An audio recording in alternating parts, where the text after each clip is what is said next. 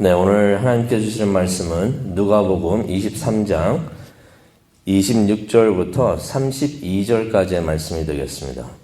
누가복음 23장 26절부터 32절까지의 말씀입니다.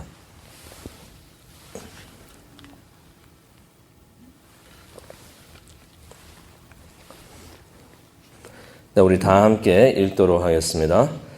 그들이 예수를 끌고 갈 때에 시몬이라는 구레네 사람이 시골에서 오는 것을 붙들어 그에게 십자가를 지워 예수를 따르게 하더라. 또 백성과 및 그를 위하여 가슴을 치며 슬피 우는 여자의 큰 무리가 따라오는지라. 예수께서 돌이켜 그들을 향하여 이르시되 예루살렘의 딸들아, 나를 위하여 울지 말고 너희와 너희 자녀를 위하여 울라. 보라, 날이 이르면 사람이 말하기를 잉태하지 못하는 이와 해산하지 못하는 배와 먹이지 못한 젖이 복이 있다 하리라. 그때 사람이 산들을 대하여 우리 위에 무너지라 하며 작은 산들을 대하여 우리를 덮으라 하리라.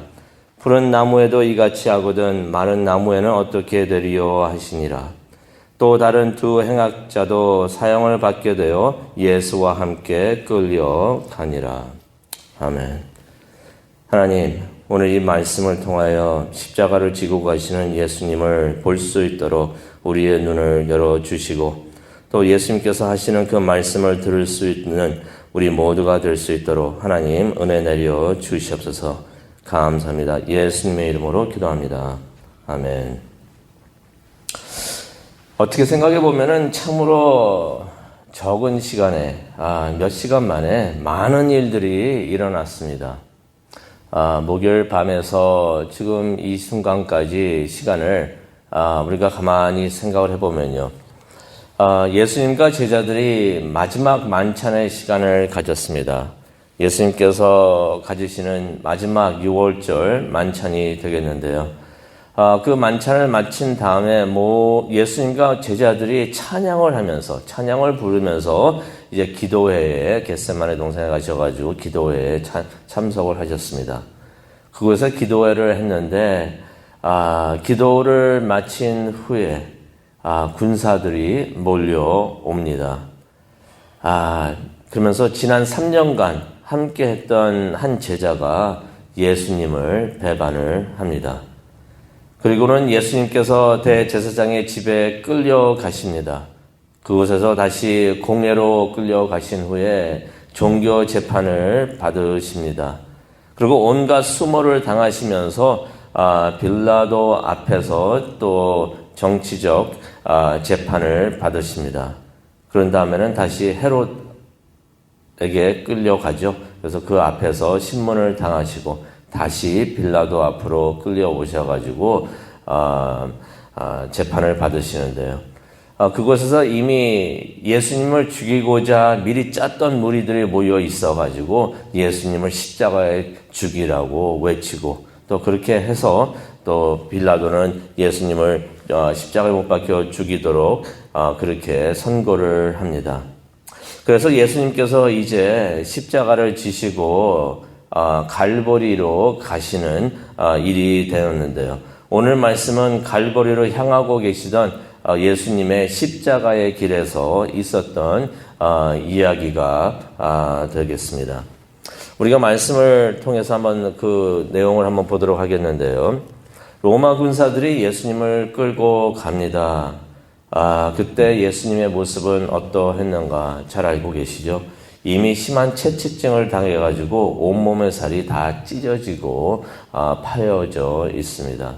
잘 아시다시피 그 로마 병정들이 치던 그 채찍질 끝에는 쇳덩어리와 뼈 조각들이 붙어 있어가지고 채찍질을 당하면은 그 채찍질 그것이 살에 박힙니다. 박혀가지고 그것을 잡아 당기면은 살덩어리들이 떨어져 나가는 것이. 그렇게 많이 맞으셨고, 그래서 온몸이 피로 덮어져 있으셨을 것이고, 또 머리에는 가시나무로 된 관이 씌워져 있었었는데 그 가시들이 머릿속에 그냥 박혀져 있으니 깊게 박혀져 있으니 머리에서 피가 많이 흐르고 계셨습니다. 그리고 몇 시간 동안 계속 여기저기로 끌려다니시고 고난을 당하셔가지고 예수님께서 이미 많이 지쳐 계셨던 것입니다. 그런데 한 의학 박사에 의하면요, 이때 예수님의 상태를 보면서 진단을 내린 것이 있습니다. 진단을 어떻게 내렸냐면은 예수님의 심장 근육이 크게 파열되었을 가능성이 많다라고 그러한 진단을 내린 것을 봤습니다. 그러면서 그 의학 박사에 의하면은 이런 경우에는 숨쉬기가 무척이나 힘들다고 합니다. 무척이나 힘들고 힘이 빠져가지고 평상시보다 무척 약해진다고 합니다. 이럴 경우 곧 죽게 된다고 하는데요. 실제로 보통 기록에 의하면은 보통 사람들은 이제 십자가에 못 박혀 있게 되면은 이게 참 잔인한 사형 방법이 되는데요. 보통 3일 동안 십자가에 못 박혀 있다고 합니다. 보통 사람들 그래가지고 3일 동안 이렇게 고통을 느끼다가 또 창피를 당하다가 그렇게 죽게 되는데 예수님께서는 겨우 몇 시간 만에 숨을 거두셨던 것이에요. 그러면서 이 의학 박사에 의하면은 예수님의 심장 근육이 크게 파열되어 있으셔가지고 예수님께서 이렇게 돌아가셨을 가능성이 있다라고 하는 진단서를 본 적이 있습니다. 아마 예수님께서 재판을 받으시면서 군사들로부터 이렇게 모욕을 당하시고 매를 맞으실 때 만약에 그것이 사실이라면 그때 심장 근육이 크게 파열되지 않았을까 조심스럽게 추측을 또 해봅니다. 어쨌든 예수님께서 십자가를 지고 가시면서 자꾸 쓰러지십니다. 가시지를 못하십니다. 그러자 로마 군사들이 26절을 보니까 너무 지체되니까 지나가던 구레네 사람 시몬을 잡아가지고 대신 예수님의 십자가를 지게 하고 있는 것입니다. 그런데 그런 생각을 해봅니다. 십자가 그 나무 무게 때문에 예수님께서 자꾸 쓰러졌을 그럴 수도 있지만은 십자가의 상징이 무엇이겠습니까? 이 세상 모든 사람들, 태초부터 세상이 멸망할 그 순간까지의 모든 사람들, 우리 죄까지 합쳐서 모든 사람들의 죄를 예수님께서 짊어지고 가고 계셨으니 그 무게가, 그 예수님의 마음을 누르고 있는 그 죄의 무게가 깨끗하신 분인데, 죄가 하나도 없으신 분인데, 죄에 있을 수가 없으신 분이신데, 그 죄를 지고 가시니 얼마나 무거우셨을까. 죄를 지고만 가신 게 아니죠. 그 죄가 되었다고 또 성경은 말씀하고 계시는데, 예수님께서 그 깨끗하신 분이, 죄 없으신 분이 이 세상의 모든 죄가 되어셔가지고 대신 죽으셨는데, 그때 무게가 얼마나 그 무게 때문에 얼마나 힘드셨을까 우리가 생각을 해봅니다. 그러면서 구레네 사람 시몬에 대해서 잠깐 우리가 보려고 하는데요. 구레네 사람 시몬은 여기 나온 것처럼 아프리카에서 6월절 명절을 지키러 왔던 사람인 것을 우리가 볼 수가 있습니다. 아마 이 사람이 길을 지나가다가 얼떨결에 예수님의 십자가를 지게 됐던 것 같습니다. 구레네에서 와가지고 이제 예루살렘에 와가지고 이제 예배 드리려고 6월절 명절을 지키려고 왔는데 갑자기 지나가고 이제 많은 사람들이 있어서 무슨 일인가 하고 보고 있는데 갑자기 로마 병정들이 나오라고 그러더니 십자가를 지게 해가지고 지고 갔던 것입니다. 어쩌면 그 당시에는 이 시몬이 황당하고 무척이나 창피했을 수도 있습니다.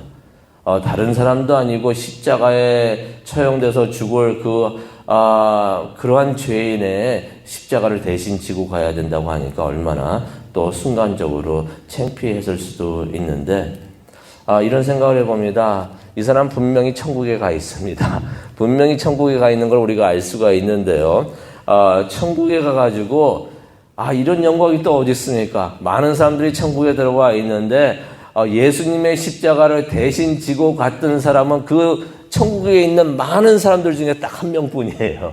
이 사람이 나는 예수님의 십자가를 지고 갔습니다 라고서 그렇게 말을 간증을 할 수 있으려니 이 사람이 얼마나 큰 영광을 받은 사람인가 그렇게 생각을 해봅니다. 이 사람이 천국에 간다는 것을 어떻게 알 수 있는가? 마가복음 15장 21절을 보면요. 이 시몬을 설명을 하면서 어떻게 설명을 하고 있냐면요. 알렉산더와 루포의 아버지다라고서 설명을 하고 있습니다. 마가가 기록을 하면서 보통 이야기를 사람들을 설명을 할 때면 이름이 흔하기 때문에 어디 출신, 어디에서 온 누구 이렇게 보통 이렇게 설명을 많이 하거든요. 그래도 많이 알려진 사람일 경우 이렇게 말을 하고 있는데 알렉산더하고 루포는 설명도 안 합니다. 설명도 안 하고 알렉산더하고 루포라고 말을 하면서 그들의 아버지였다라고 말을 합니다. 무엇을 의미합니까? 이 교계에는 이미 잘 알려진 사람들이었다는 것을 우리가 짐작을 할 수 있는 것입니다. 아마 이랬던 것 같습니다. 아프리카에서 왔던 사람들이 어떻게 예수님을 만나고 믿게 되었고 또 믿는 사람들이 되었었을까? 이 시몬이 이날 얼떨결에 예수님의 십자가를 메고서 골고다까지 갔었었는데 이 일을 통해서 예수님을 영적으로 만나고 또 예수님을 믿는 사람이 되고 또 돌아가서 가족에게 복음을 전했다는 것을 우리가 알 수가 있습니다. 그래서 그의 아들들이 교계에 잘 알려진 교회를 위해서 열심히 충성을 다하는 사람들이 되었다는 것을 알 수가 있는데 이분과 가족들 천국에 가 있는 줄로 믿습니다.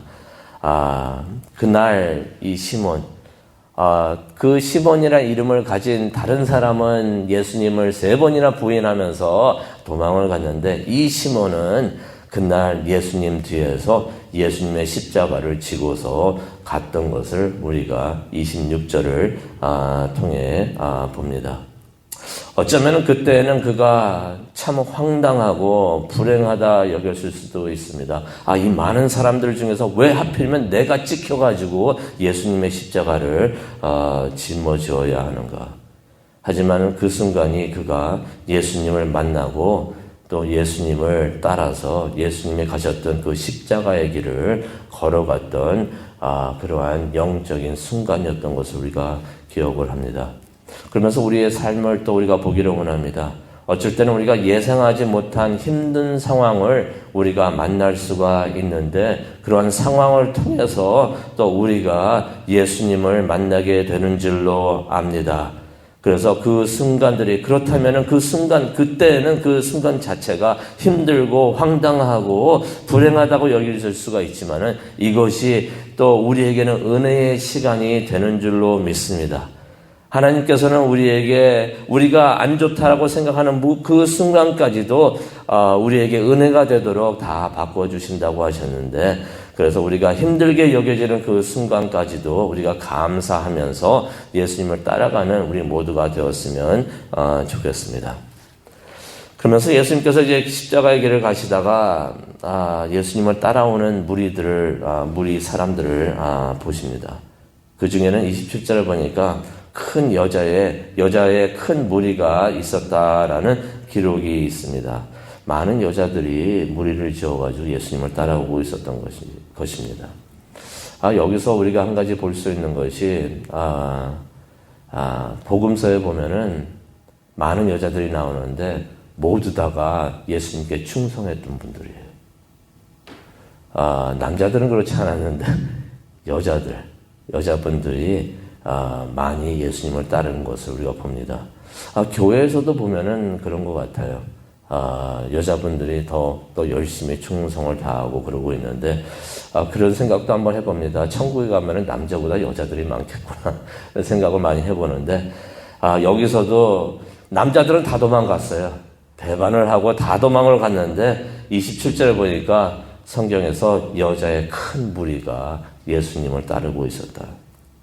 가슴을 치면서 크게 슬피 울면서 따라오고 있었다라는 말씀이 있습니다. 그녀들이라고 그 상황과 그 순간이 무섭고 두렵지 않았을까요? 예수님의 제자들까지도 두려워가지고 다 도망을 갔는데 여인들은 그 순간에도 두려움을 무릅쓰고 예수님의 뒤를 따르고 있었던 것입니다. 예수님께서 그녀들을 바라보시다가 이런 말씀을 하십니다. 28절에 나오는 말씀인데요. 예루살렘의 딸들아, 나를 위해 울지 말고 너희와 너희 자녀를 위하여 울라라는 말씀을 하십니다. 무슨 말씀인가요? 29절에 더 설명을 해 주시는데요. 더 풀어서 말씀해 주시면 이런 말씀을 하십니다. 임신하신 여인들이 복받는 사람들이라는 말을 들을 때가 올 것이다 라고서 말씀을 하십니다. 무슨 말씀이냐면요.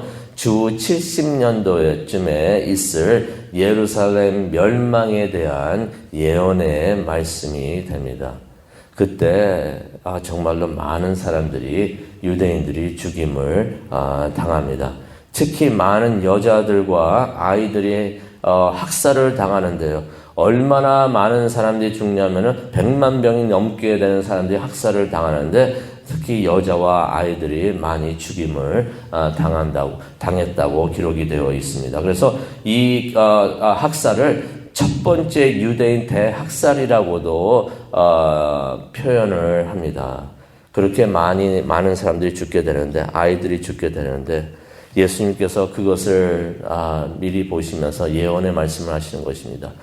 본인도 힘들어서 자꾸 쓰러지고 계시는데 그 여인들이 마음 아파할 것, 자녀들이 그렇게 학살을 당하면서 죽어가는 것을 직접 보고 있을 여인들의 아픔을 느끼시면서 보시면서 예수님께서 그렇게 말씀을 하셨던 것입니다. 그런데 가만히 생각해 보면 이런 생각도 듭니다. 그때 그렇게 말씀하신 예수님의 말씀이 말세를 기다리는 우리에게 주시는 말씀이 될 수도 있겠구나 하는 생각을 해봅니다. 그날이 언제가 될지는 모르지만 예수님께서 재림하시는 날이 말세가 될 텐데 그때 애통하는 일이 우리에게 없기를 바랍니다. 우리는 천국에 가는데 우리가 사랑하는 자녀들, 형제, 자매들, 또 부모님들, 가족들이 예수님의 재림을 기뻐하며 맞이하지 못한다면은 우리에게는 그날이 또한 슬픔의 날이 될 수 있기 때문에 그런 일이 없었으면 좋겠다는 생각이 듭니다.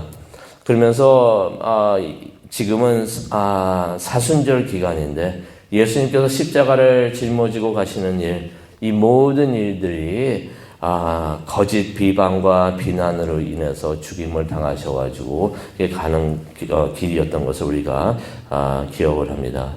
우리가 사순절 기간을 보내면서 되도록이면 더욱더 많은 죄를 하나님한테 회개를 하면서 겸손히 우리가 하나님 앞에 나가기를 원합니다. 그래서 지금 기도하는 이 시간에 우리가 더욱더 회개하는 시간을 가졌으면 좋겠는데요.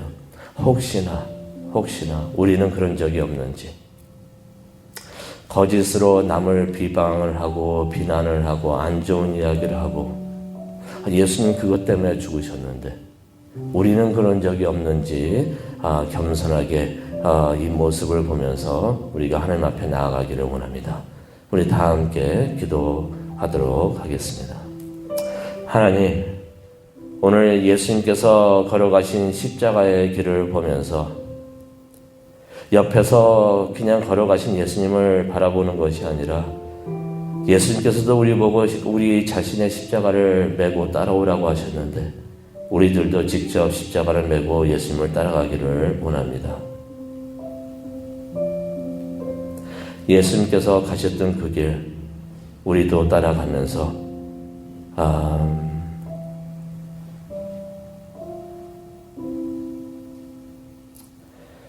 하나님의 영광을 위하여 그 일을 위해서라면은 어떠한 비난과 비방도 감수하면서 나아갈 수 있는 우리 모두가 될 수 있도록 하나님 은혜 내려 주시옵소서.